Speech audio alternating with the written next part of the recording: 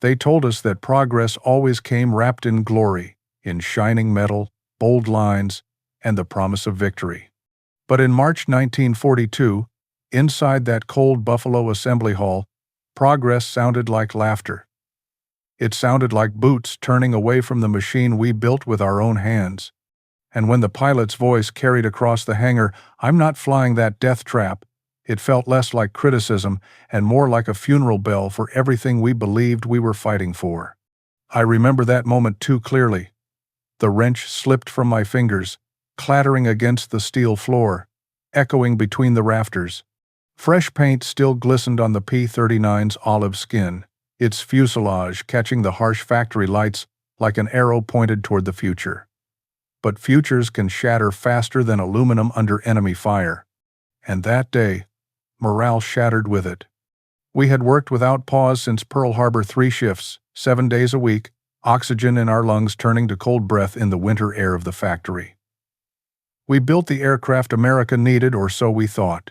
But when the men trained to trust their lives to our machine refused to sit inside it, the silence between rivet guns was heavier than any bomb we would ever mount. The Bell P-39 Airacobra looked like nothing else in the world. Tricycle landing gear strange, almost arrogant stance. Engine buried behind the pilot like a steel heart pounding beneath a rib cage. And in the nose, a cannon 37 millimeters of raw defiance aimed straight at the coming storm. We believed it would be the weapon to punch through tyranny, a fist of American engineering. We believed innovation would carry us into the war and out again. Belief is a fragile thing. The first time I heard the engine turn over behind the cockpit, the vibration rolled through my boots, up my spine, wild, hungry, almost alive.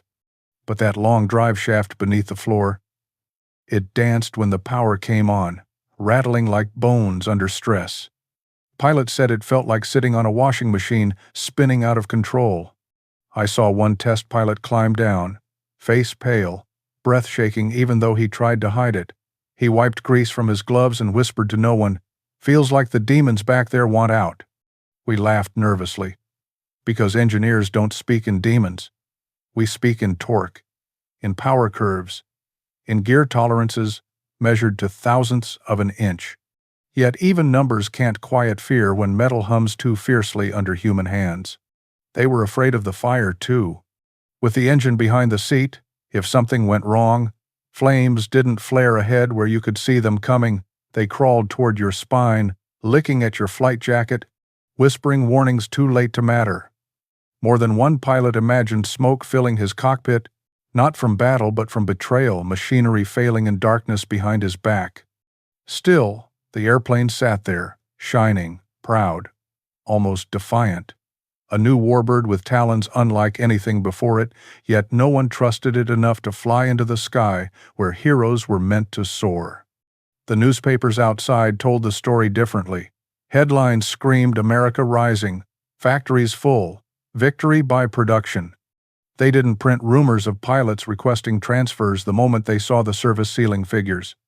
They didn't mention the British test team sending cables that read, "Unsuitable, cancel further units." And they certainly didn't mention our own test pilot stepping away with tight jaws and clenched fists. A pilot once approached me as I checked a hydraulic line beneath the wing. He looked young, too young to carry so much dread in his voice. "You built this?" he asked. "Yes," I answered, not lifting my head. Pride and fear are strange twins sometimes. He tapped the fuselage with the back of his glove. "Why does it feel like this plane wants to fight me more than the Germans?" I didn't have an answer. I wished I did. I wished someone did. Above 12,000 feet, the Allison engine gasped like a drowning man. That wasn't just inconvenient, it was a death sentence in the thin skies over Europe or the Pacific. The enemy rode high. We sputtered low. A dogfight is not a fair contest in the hands of fate. And fate, it seemed, had taken a dislike to our creation. Yet we kept building. The assembly belts rolled. Drills screamed. Rivets shot sparks. We fed aluminum into wings and hope into bolts. War is not a patient teacher. She demands machines before doctrines are perfected and engines before equations are settled. Canceling the program would mean silence in our factory, and silence felt too much like surrender. So aircraft accumulated, rows upon rows in storage lots like orphans waiting for parents who never arrived. They gathered frost while people prayed for fighters. They sat in the shadow of hangars when what we built was meant for sunlight and battle and the fierce bright sky. When a machine the nation needs becomes a machine it fears, something breaks inside the men who built it. But war has no time for broken pride. We tightened bolts harder. We wiped fuselages cleaner. We pretended not to hear when someone muttered flying coffin beneath the hydraulic hiss of landing gear tests. In the quiet moments when the shift whistle hadn't yet blown and the floor lights buzzed like cold stars, I'd stand beside the Airacobra's nose and rest my palm on the cool aluminum. Beneath my hand lay firepower that could tear through armor, tear through the steel heart of any engine it touched. It was a miracle of war waiting to prove itself, or waiting to be forgotten. Eventually, someone came up with a solution that wasn't a solution at all, a whispered decision, handed down through corridors lined with flags and worry. Send them east. The Soviets will take anything. Our Airacobra became baggage we shipped away, not because it was worthless, but because it was unwanted here. I watched one being loaded for transit and swore I saw accusation in its stillness, as if it knew we had abandoned it before it ever touched a battlefield. And in that moment, I wondered whether history might someday judge us not for our failures, but for how easily we surrendered to them. Because sometimes, the line between a death trap and a forgotten miracle is nothing more than time and a front where someone still believes in second chances. They say a machine doesn't feel shame, but I swear the P-39 seconds lined across that winter field looked like soldiers exiled before they ever marched. Frost gathered along their wings, settling in thin white veins as though cold disappointment had seeped into their skins. We built them to fly, but they sat there like questions no one wanted to answer. Command wrote reports. Engineers sharpened pencils and arguments. Pilots whispered, "Give me anything else." And high above us, strategy reshaped itself like steam curling from factory vents, shifting, escaping, never quite graspable. Colonel Bruce Holloway's report arrived like a hammer blow against thin aluminum. Fundamentally unsuited. Inadequate sealing. Dangerous handling at altitude. Those words carried weight no wrench or rivet could counter. They weren't opinions, they were verdicts. And in wartime, verdicts turn into orders, or worse, into silence. We, the men who hammered, welded, and hoped, heard about that report in fragments, muttered lines passed between foremen in the break room, whispered over cups of coffee trembling from tired hands. America needed fighters, but not this fighter. It was like being told the bridge you poured sweat into led nowhere at all. Yet every morning, the factory whistle still wailed, and we returned, boots crunching over snow tracked inside, jackets stiff with cold, lungs steaming as we stepped beneath those steel rafters. The urgency of war didn't ask whether your spirit was tired, it only asked whether your shift had begun. We weren't permitted despair, so we turned it into discipline. Rivet the seams tighter. Recheck the hydraulic lines. Keep the engines clean enough to mirror your own face. That was our silent rebellion. If our plane was doomed, it would not be because our hands faltered. But truth has a way of wandering into even the loudest spaces. I overheard two junior officers once, near the freight doors where crates were stacked like tombstones. If only we had Mustangs, Thunderbolts. We send these, and pray no one counts the cost. There was bitterness in his voice, not cruelty. War twists men into strange shapes, some hard, some hollow. I wiped my palms on my overalls and kept walking, as though ignorance could save dignity. But dignity, I was learning, rarely survives a war intact. And then came the unthinkable. Fields filling with finished fighters, wings gleaming under thin morning light, no flight orders pinned to them. Airacobras stacked in rows like lost suns waiting for judgment. You could walk between them and hear only the wind brushing across canopies, no mechanics fussing over magnetos, no pilots swinging into cockpits, no engines coughing awake like living beasts. A warplane without a war is not a machine. It's a failure with a propeller. Rumors spread first, slinking across mess halls like wary scouts.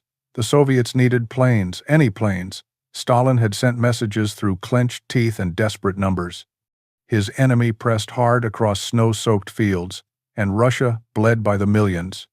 I remember the day the decision reached us, the way the plant foreman stood stiff as if carrying invisible weight. Some units will be designated for foreign service. Foreign service, a polite phrase for dumping what we could not use. At lunch, one of the welders said quietly, "We're sending them the planes we're too afraid to fly." Another man shook his head. "Maybe they'll find something in them that we missed." Someone else answered, "Or maybe we just send them east so no one has to watch them burn here." No one laughed. It wasn't a joke. And then the logistics began, meticulous, absurd, exhausting. Crates, tools, spare parts. Engines wrapped in waxed paper like fragile secrets. The route itself felt like a testament to stubborn hope. Ships sliding into U-boat waters, cargo to the Persian Gulf, then rail and truck across brutal land where dust bit at metal and cold gnawed at bolts. It would be months before a Soviet pilot ever touched a P-39 throttle. Watching the first shipment pull out, I had to look away. The engines were silent as they rolled past silent birds with clipped wings. One worker beside me murmured a prayer. I didn't know if it was for the aircraft or for the boys who would fly them. We told ourselves this was logistical necessity, strategic support, industrial contribution. But in the still moments, the hour before dawn, when the hangar lights flickered awake, I could hear doubt climb the steel girders like frost. Engineers leaned over drafting boards, revisiting tensile charts and airflow graphs, pencils tapping out nervous rhythms. They weren't questioning mathematics. They were questioning themselves. What if our ideas had failed? What if innovation had led us astray? What if the future we tried to build belonged somewhere else on another continent, shaped by another doctrine, another sky? A pilot came back to inspect a plane once, long after most had refused. He didn't climb inside. He just rested his hand on the glass canopy for a long moment, as if listening for the heartbeat we'd buried in gears and bolts. "Maybe it just needs the right war," he murmured. I didn't understand him then. Not fully. But there was something prophetic in the way his voice didn't hold bitterness, just quiet resignation, and a strange faith that purpose finds those who need it most. So the cargo doors shut, the trains rolled, the ships left harbor trails across gray Atlantic water. And somewhere beyond deserts and mountain chains, a new chapter we could not yet imagine began forming, not with fanfare, but with frost settling on forgotten wings in a foreign land where survival meant flying low, hitting hard, and never hesitating. Back home, we returned to our stations. Lathes spun, sparks flew, blueprint lines deepened beneath calloused hands. We built, not out of certainty but out of duty and something harder to name. The stubborn hope that the world hadn't misjudged our creation, only misunderstood it. War demands faith in what has not yet proved itself. And somewhere far east, beyond oceans and smoke, the Airacobra was about to meet a battlefield cruel enough, and pilots fierce enough to give it the one trial that mattered. Not the sky where it failed, but the sky where it belonged. The first rumors returned across oceans like faint radio waves, through static, not official reports, not yet. Just scattered mentions from intelligence officers, handwritten notes in diplomatic bags, and a strange new tone when Soviet liaisons spoke the name Airacobra. No bitterness, no disappointment, not even cautious politeness. Pride. Something was happening in the East. But back then, in the spring of '42, we didn't know any of that. All we knew was silence. The kind that settles after a loss. When grief isn't loud, it just sits with you, heavy and patient. Then, one day, a cable came through channels so bureaucratic and sealed that most of it arrived as rumor first. The Russians flew the P-39 today. Not tested, not inspected. Flew. There's a difference, the kind only pilots feel in their bones. The difference between touching the controls and trusting them. And soon after, another message, this time carried by a supply officer who'd overheard a translator. The Soviet pilots do not complain of vibration. They do not mention fear of fire. They say it feels powerful. For a moment, a spark lit inside the Bell factory. Not hope, not yet. Just curiosity, like a match struck in a dark room. Thousands of miles away across snow, ruin, and the brutal breath of the Eastern Front, a pilot named Grigory Rechkolov sat inside a cockpit we built. We had no way of seeing him then, but I imagine him clearly now. Frost staining his flight suit, gloves stiff, cheeks numb with tundra air. Before him, the P-39's armored glass framed a sky filled with war, not distant bombers at 25,000 feet, but low, snarling combat where men fought near enough to smell gasoline and cordite. Their war wasn't fought in the heavens. It was fought in the teeth of the earth, where treetops whipped past wingtips and the horizon blurred with smoke. Rechkolov wrote later, "The American machine is heavy but solid. It does not climb well, but it dives like a stone. The cannon is magnificent. 3 rounds. One bomber torn apart so violently the tail left the fuselage like a severed limb. War rarely rewards elegance. It rewards force, timing, and ruthlessness. And in those things, perhaps our flawed creation had always been waiting for the right master. The Soviets did not fly to survive. They flew to kill. The first time one of them fired that 37 millimeters into a Ju-88's belly, I wonder if the recoil surprised him, if it punched back through the airframe like a sledgehammer, the nose rearing up as if the machine itself had bared its teeth. I imagine he grinned. A hard, cold grin, familiar to men who fight because losing means extinction. Our pilots had wanted smoothness, elegance, altitude, and grace. The Soviets wanted brutality, speed, and certainty. They fought low, fast, and close. Trees scraped their wingtips. Smoke rolled across fields like shrouds. When they came down from the sky, they didn't glide, they pounced. And the Airacobra, the machine that shook too violently, that burned from behind, that gasped at high altitude, down there, it came alive. One Soviet ground mechanic, Vasily, former tractor technician, traced the fuselage with his glove and murmured, "She is not fragile like ours. She is serious." They did not fear the mid-engine placement. They appreciated it. Armor around it felt like armor around them. And that cannon, a single devastating punch instead of a scatter of fast rounds, matched their doctrine.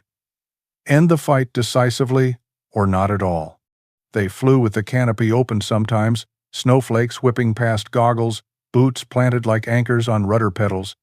They didn't care that the cockpit rattled, their teeth already chattered from cold and adrenaline. They didn't flinch at the shuddering drive shaft. They were used to vehicles that coughed, groaned, and still killed. Where Americans sought finesse, Soviets demanded ferocity. A pilot wrote in chalk on a hangar wall, "This plane rewards those who strike first. Hesitation is death." It wasn't a critique. It was a creed. Soviet flight training shifted. Regiment commanders gathered pilots around blackboards lit by dim yellow lamps, dust floating in the cold air, boots dirty from snow trampled into melting puddles. They traced dive angles, altitude gates, cannon burst timing. A new rhythm emerged, not elegant but brutal and efficient. Fly low. Sight fast. Fire once. Disappear. No celebration, no ceremony. Just survival and victory measured in wreckage smoldering across frozen fields. And the P-39, the aircraft we nearly buried in shame, began carving its way through the Luftwaffe like a blade forged in the wrong fire, reforged in the right war. Months later, an intelligence officer in Washington blinked at an intercepted German transmission. Achtung, Cobra pilots in sector, break contact. The words must have felt unreal, the same aircraft our own pilots walked away from, now spoken about by German veterans with something like caution, fear, respect. I imagine our factory workers hearing news like that quietly, secretly, a rumor traded like contraband pride. Maybe one leaned on a workbench and exhaled. Maybe another allowed himself the first real smile since rejection. Maybe none said a word because vindication, when it arrives late, rarely arrives loudly.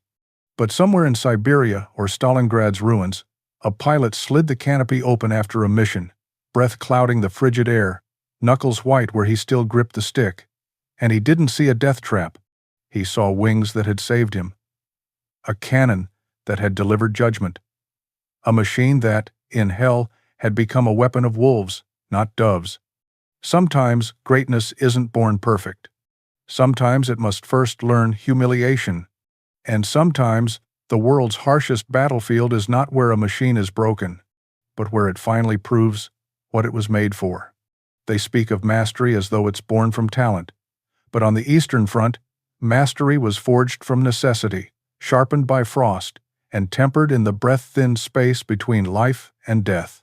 And if the Airacobra found pilots who understood her soul, then she also found one who could command it like no other, Alexander Ivanovich Pokryshkin. Before he ever touched a P-39, Pokryshkin flew aircraft that felt like relics, fragile wooden frames, engines that coughed like old men, cockpit glass that rattled when the wind rose. He survived not by the strength of his machine, but by calculation, instinct, and a fierce mathematics of survival. He did not fight for glory. He fought because losing meant his homeland died behind him. And when he first sat in the P-39, something inside him, something cold, analytical, predatory, recognized opportunity. Others saw vibration. He saw stability in a dive. Others feared fire behind their seat.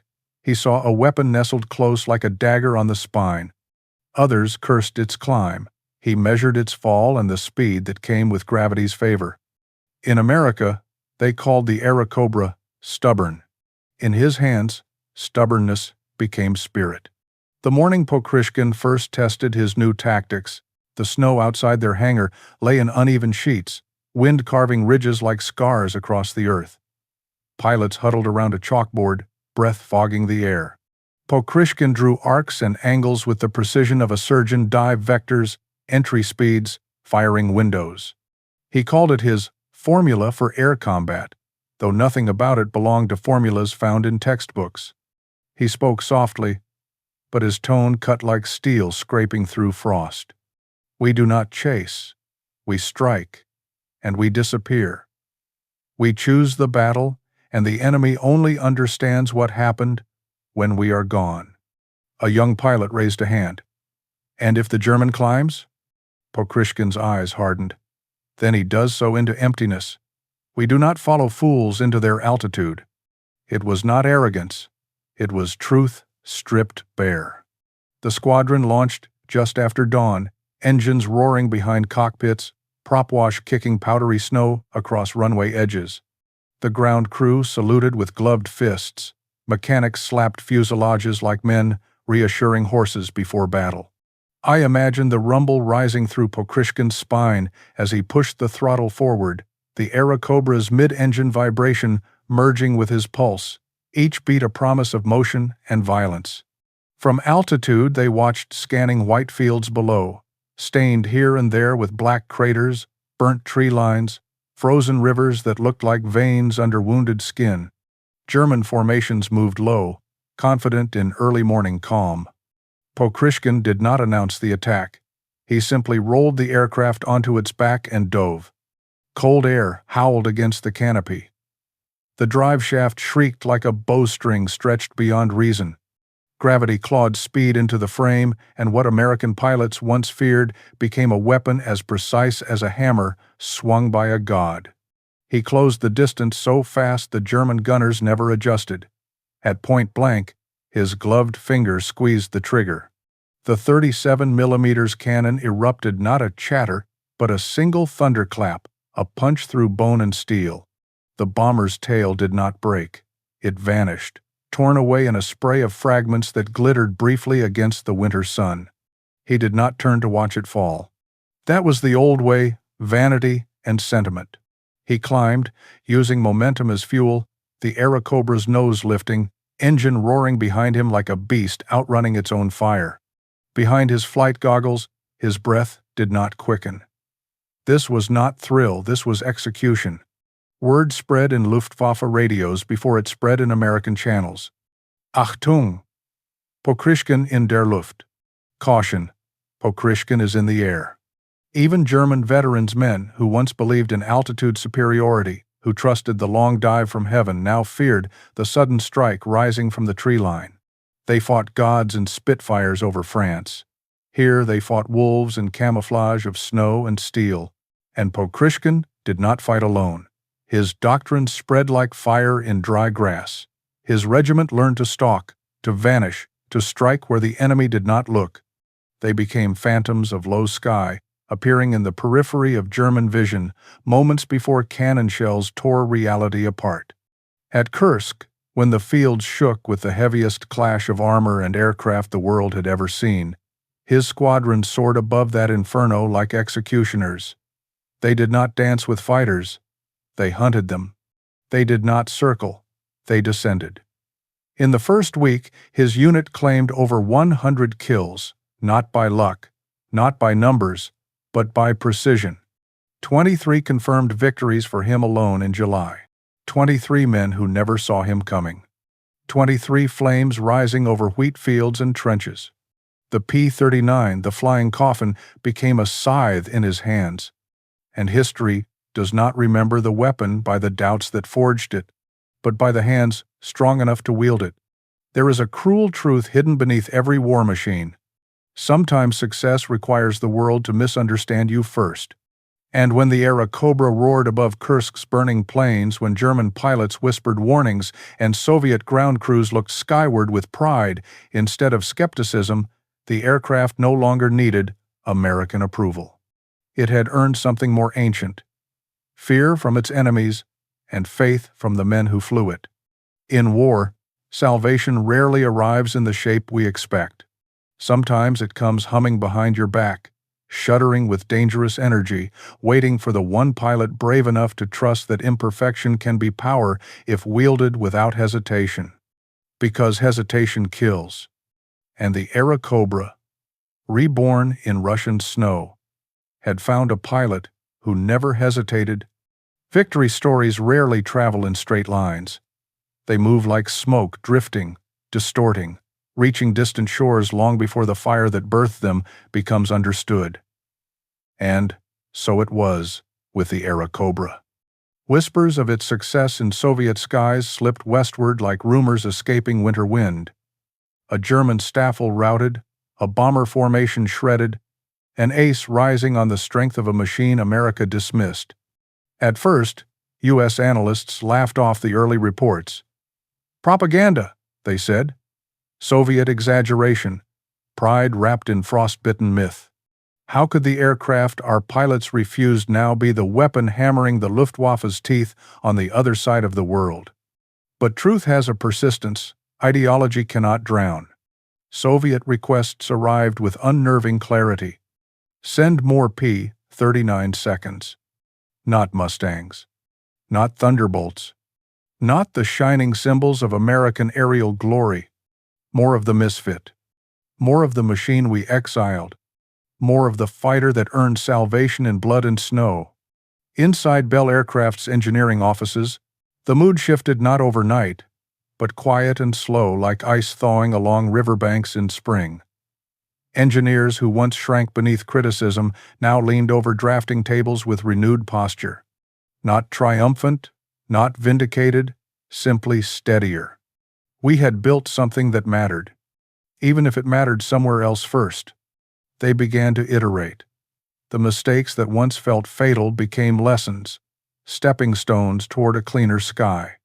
They studied field reports, Soviet flight logs, scrawled in blunt Cyrillic strokes, diagrams traced in grease and sweat, bullet-riddled engine casings shipped back as grim trophies of survival. Every flaw was a teacher, every failure a blueprint. And from the ashes of humiliation rose the P-63 King Cobra, longer range, more power, refined aerodynamics, a fighter born not from confidence, but from humility. It would not carry American stars into battle, but it would carve its legacy in Soviet hands, sharpened by the same brutal doctrine that redeemed its predecessor. Back in America, aviation itself was molting. Tail-draggers, once kings of the runway, began to seem archaic beside the tricycle gear we first mounted on our failure. Aircraft designers who once sneered now summoned Bell engineers for consultation. How did you handle center of gravity distribution? What did you learn about rear engine maintenance protocols? How did pilots adapt to nose-mounted heavy armament? Questions once dripping with dismissal returned baptized in respect. Then came Lockheed. Then came a quiet genius named Clarence Kelly Johnson. When he drafted the sleek lines of the P-80 Shooting Star, America's first operational jet, you could almost see the P-39's ghost traced along the fuselage curves. Engine behind cockpit. Tricycle landing gear. Pilot visibility sweeping like a glass cathedral forward. It was not imitation. It was inheritance. The very ideas critics mocked had become pillars of a new age. And yet there was a haunting dignity in all this. The Airacobra never flew glossy airshows over London, never rolled in formation across Pacific skies for cheering crowds. It did not become a legend in American memory. It became a cornerstone in American future. There is a quiet power in that kind of legacy, the kind built not in parades, but in laboratories, in design hangars, in the tired hands of mechanics shaping tomorrow's steel. I once overheard an engineer, one who suffered through those early rejection months, whisper to a colleague as they reviewed mock-ups for jet landing gear. We were right. Just not yet. He didn't say it with arrogance. He said it like a man remembering a wound that no longer pained him, only reminded him where he'd been cut and how he healed. Meanwhile, across the sea, Pokryshkin continued rewriting doctrine with every trigger pull. Each kill reinforced what the Airacobra could be when flown not with hesitation but with brutal purpose. And every Soviet ace who rose behind him carried a mark of our machine upon their wings. If fate has a sense of humor, it is not kind, but it is just. The plane we damned was now shaping the world we hoped to build. Factories in Buffalo hummed with renewed pride, not public but private, a kind that lived in the chest, beneath ribs, the way a heartbeat does when nobody's listening. Workers no longer saw rejects leaving their hangar. They saw weapons destined for a battlefield that understood them. The P-39 had not changed. The world around it had. And now, quietly, the world began changing back. In moments of triumph, you learn very little. In moments of doubt, you learn what truly endures. And American aviation learned this. Innovation means risking mistakes. Failure is only final when you stop building. Sometimes, a revolution begins disguised as embarrassment. The P-39 never wanted to be worshipped, only proven. And on distant runways lit by flares and ice, with tired ground crews tightening bolts under wolf-gray skies, it earned that proof one shell, one kill, one dive at a time. War does not ask whether your story is clean, only whether you can endure long enough for truth to surface. And truth, once it rises, flies straighter than any bullet. Years later, when the noise of war faded into the rustle of museum halls and the soft hum of fluorescent lights, I found myself standing in front of a P-39 again. The hangar was quiet, not the frantic kind of quiet before an engine test, but the reverent stillness of history trying to breathe through glass and polish. The aircraft wasn't like the ones I remembered on the factory floor. No grease-stained tarp hanging over a wing root. No mechanic's toolbox left half open. No pilot pacing with nerves disguised as nonchalance. This one sat frozen in time, clean as a promise, blades still as prayer hands. A museum placard called it unsuccessful in U.S. Service redeemed abroad. A sentence so sterile, it almost hurt. How do you fit doubt, fear, humiliation, reinvention, and redemption into a single line of text beside an aluminum fuselage. I stepped closer until I could see my reflection in the canopy, older, edges worn like a workbench after too many shifts, eyes carrying ghosts of engines and rivets in winter air. The P-39 stared back, silent and indifferent, like an old friend who remembers everything but chooses grace over judgment.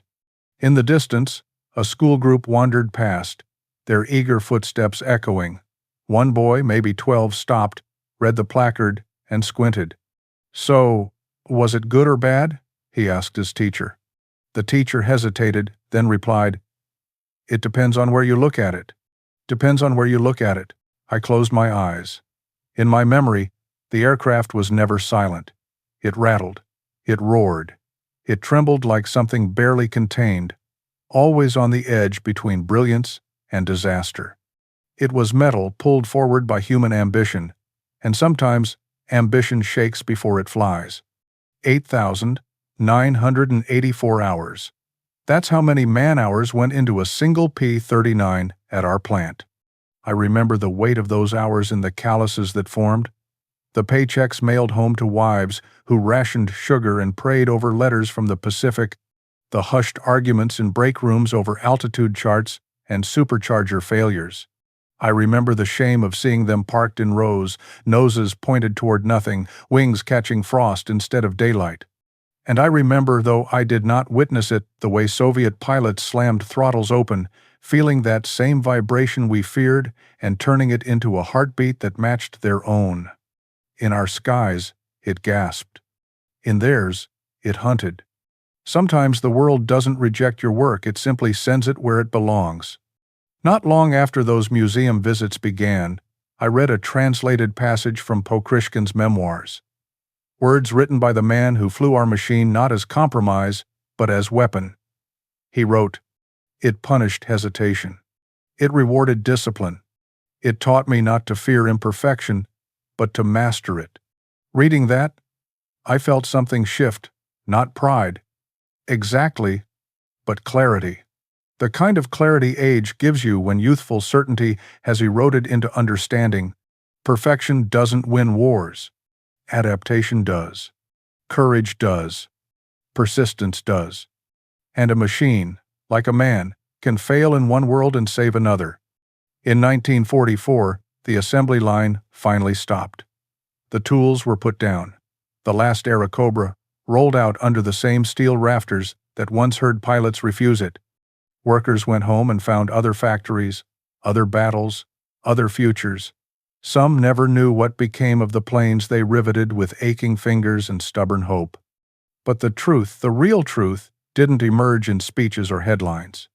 It lived in quiet moments, in pilots' logbooks smudged with engine oil and gunpowder residue, in burned fields outside Kursk, in German radio calls that whispered fear more honestly than any report. History never crowned the Airacobra a champion. It crowned it a lesson. And sometimes, that is the greater honor. The jet age dawned. Piston engines fell silent. Propellers stilled.